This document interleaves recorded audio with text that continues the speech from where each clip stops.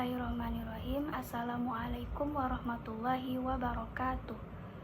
Perkenalkan, nama saya Nisa Mutmainah Aljundi dengan NIM 22150500026. Di video kali ini saya akan menjelaskan materi tafsir tarbawi, yaitu tentang konsep pendidikan menurut Quran surat Yunus ayat 22-23. Baik, saya akan membacakan surat Yunus ayat 22-23. Bismillahirrahmanirrahim. Huwallazi yusayyirukum fil barri wal bahr hatta idza kuntum fil fulk wajarayna bihim birihin thayyibatin wa farihu biha ja'atha rihun asifu wa ja'ahumul mawju min kulli makanin wa zannu annahum uhita bihim da'awullaha mukhlisina lahuddin lain anjaytana min hazihi lanakunanna minasyakirin.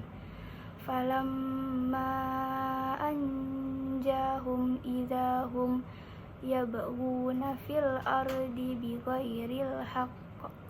Ya ayyuhan nasu innaha yakum ala anfusikum mata'al hayatid dunya summa ilayna marji'ukum fanunabbi'ukum bima kuntum ta'malun. Artinya, dialah Allah yang menjadikan kamu dapat berjalan di daratan dan berlayar di lautan, sehingga ketika kamu berada di dalam kapal, lalu meluncurlah kapal itu membawa mereka dengan tiupan angin yang baik dan mereka bergembira karenanya. Kemudian datanglah badai dan gelombang menimpanya dari segenap penjuru, dan mereka pun mengira telah terkepung bahaya. Maka mereka berdoa dengan mengikhlaskan ketaatan kepadanya seraya berkata, sekiranya Engkau menyelamatkan kami dari bahaya, pasti kami termasuk orang-orang yang bersyukur. Namun ketika Allah menyelamatkan mereka, seketika itu mereka berbuat kezaliman di bumi tanpa alasan yang benar. Wahai manusia, sesungguhnya bahaya kezalimanmu akan menimpa dirimu sendiri. Itu hanya kenikmatan hidup duniawi. Kemudian kepada kamilah kembalimu, lalu akan kami kabarkan kepadamu apa yang selama ini kamu kerjakan. Yang pertama, penjelasan penafsiran 3 kitab tafsir. Pertama, tafsir Al-Misbah ayat 22-23. Dalam tafsir Al-Misbah, Quraisy Shihab menjelaskan bahwa ayat ini menggambarkan situasi manusia yang berada dalam kesulitan, seperti terombang-ambing di laut, yang membuat mereka menyadari ketergantungan total mereka kepada Allah. Dalam kondisi tersebut, mereka memohon hanya kepadanya. Namun, ketika Allah menyelamatkan mereka dan membawa mereka ke daratan, mereka kembali melupakannya dan menyekutukannya. Fenomena ini menunjukkan sifat manusia yang sering kali melupakan Allah setelah mendapatkan pertolongannya.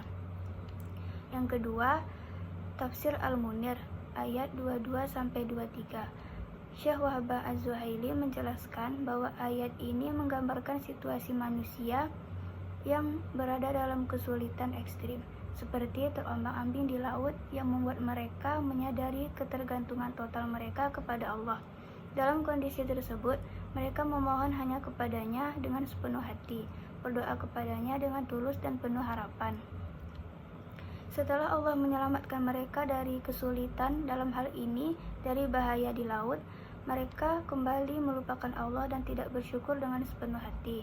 Sebagian dari mereka tetap berada dalam kesesatan, tidak memperhatikan ayat-ayat Allah yang jelas.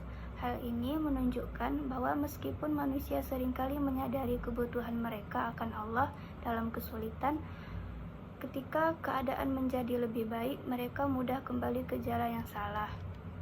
Yang ketiga, tafsir Ibnu Katsir ayat 22-23. Kedua ayat ini mengingatkan kita tentang pentingnya konsistensi dalam beriman dan bersyukur kepada Allah, baik dalam keadaan sulit maupun mudah. Manusia seringkali lupa akan janji dan syukur mereka setelah mendapatkan nikmat, padahal Allah selalu mengingatkan kita untuk tetap bersyukur dan tidak menyekutukannya. Selanjutnya yang kedua, relasi atau hubungan Quran Surat Yunus ayat 22-23 dengan pendidikan. Quran Surat Yunus ayat 22-23 memiliki hubungan yang erat dengan pendidikan, khususnya dalam membentuk karakter, moral, dan kesadaran spiritual. Ayat ini mengajarkan pentingnya, yang pertama, ketauhidan dan ketergantungan kepada Allah dalam setiap kondisi, bukan hanya saat kesulitan. Yang kedua, konsistensi dalam kebaikan dan nilai moral, agar tidak menjadi pribadi yang ingkar setelah mendapatkan kemudahan.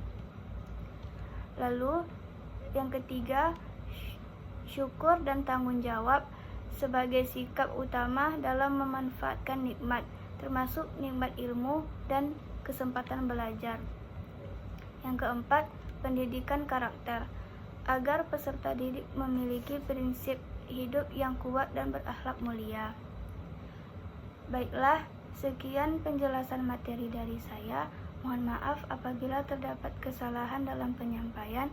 Saya akhiri. Wabillahi taufiq wal hidayah. Assalamualaikum warahmatullahi wabarakatuh.